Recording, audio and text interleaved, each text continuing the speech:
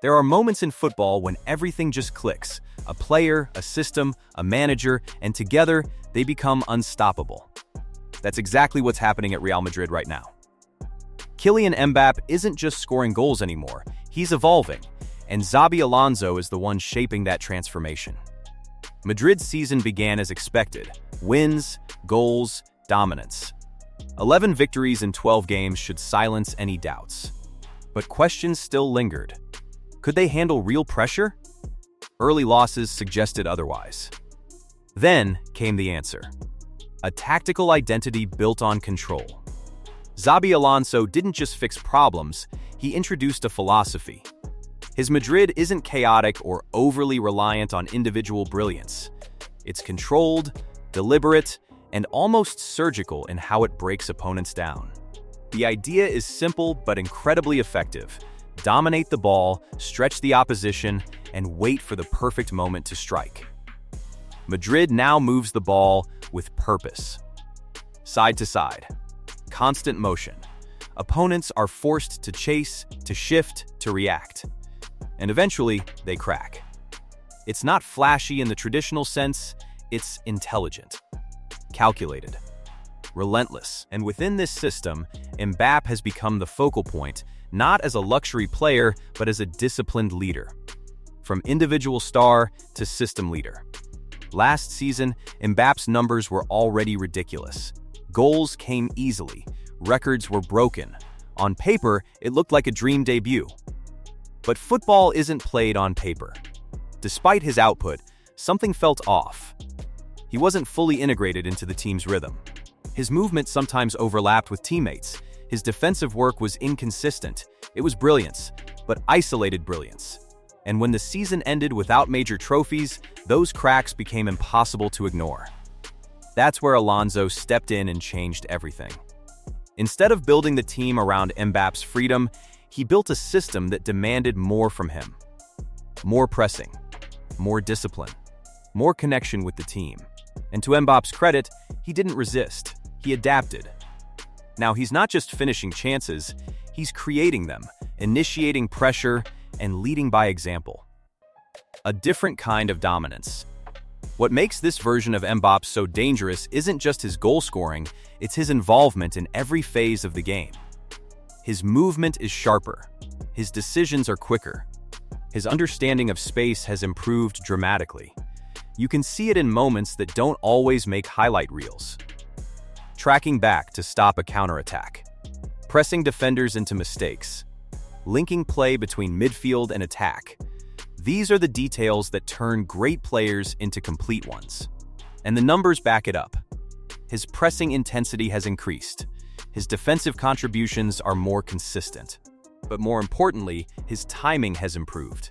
He's not just running more, he's running smarter. That's the difference. The confidence factor. Another major shift in Mbappe's game is psychological. Last season, even with all his goals, there were signs of frustration.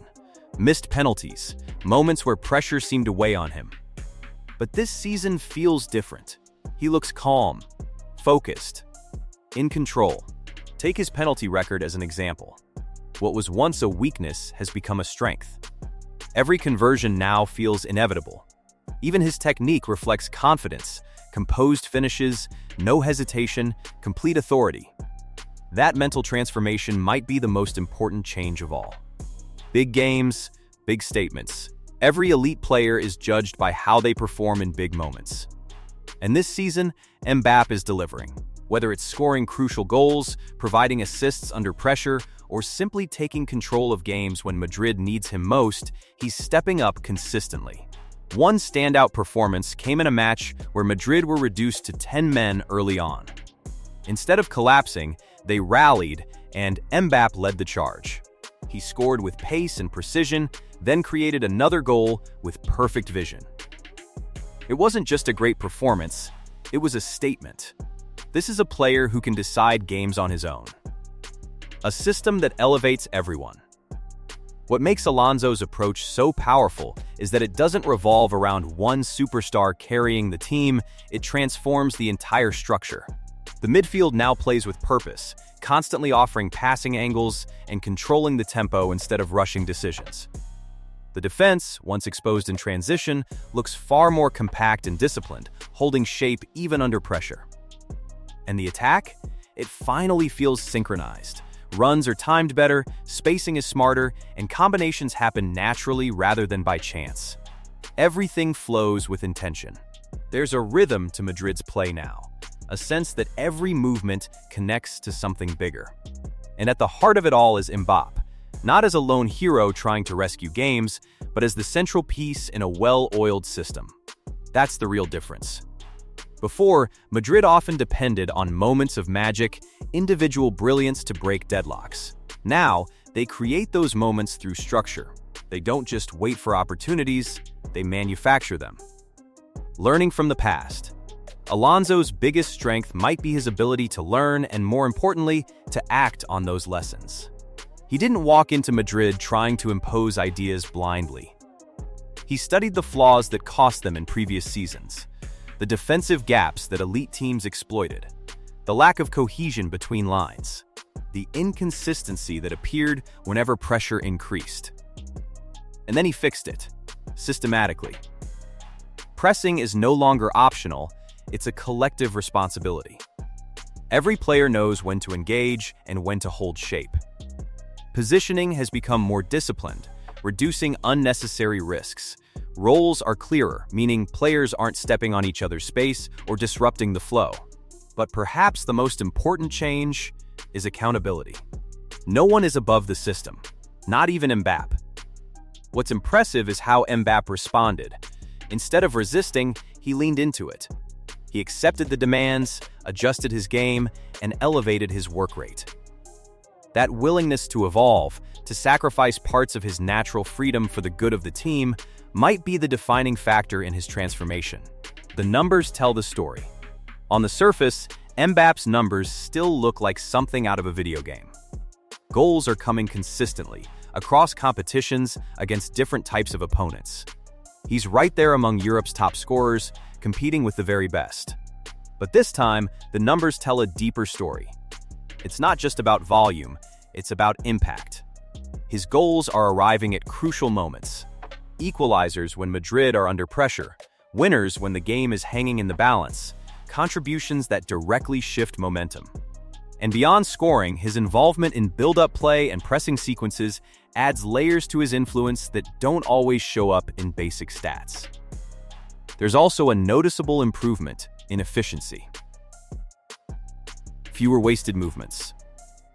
Better shot selection, smarter positioning. He's not forcing the game anymore, he's reading it. And that's what separates a prolific scorer from a truly elite footballer. The great ones don't just score goals, they decide games. The bigger picture. For Mbappe, this season isn't just about individual success. It's about legacy. There are still two major milestones left in his career: the UEFA Champions League and the Ballon d'Or. He's already achieved more than most players could ever dream of. World Cup winner, league titles, record-breaking goal tallies. But those final two prizes define greatness at the highest level. And this might be the season where everything aligns. A perfect partnership. What we're seeing right now is the result of a perfect partnership. A coach who understands the game at a deep tactical level, and a player willing to evolve beyond his natural brilliance.